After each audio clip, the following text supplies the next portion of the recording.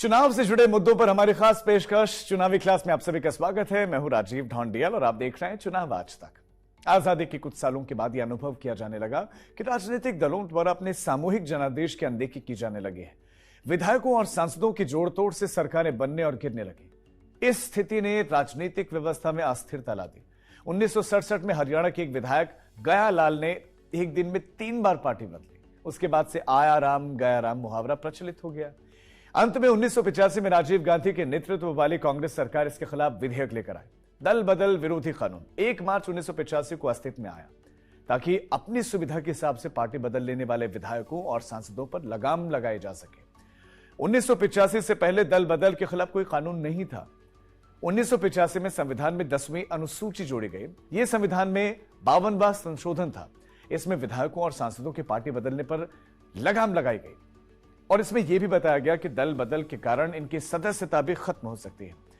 तो आइए अब आपको बताते हैं किसी विधायक या सांसद पर दल बदल विरोधी कानून कब कब लागू होता है।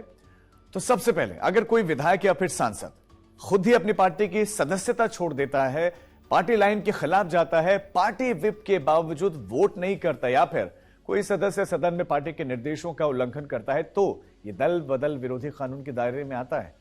लेकिन इसमें अपवाद भी है। अगर किसी पार्टी के 2/3 विधायक या सांसद दूसरी पार्टी के साथ जाना चाहें तो उनकी सदस्यता खत्म नहीं होगी।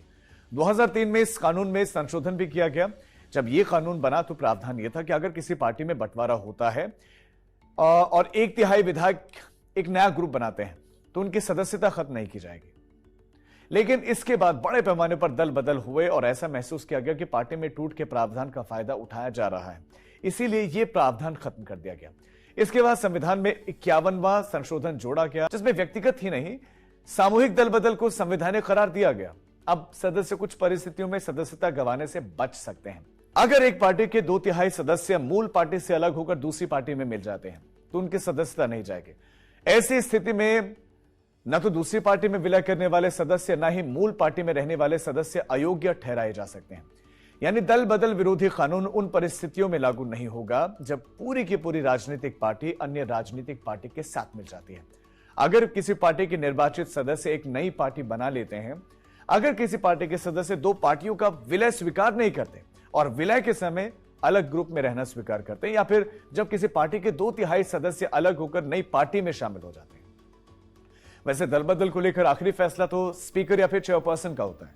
आपको बता दें कि दुनिया के कई परिपक्व लोकतंत्र में दल बदल विरोधी कानून जैसी कोई व्यवस्था नहीं है।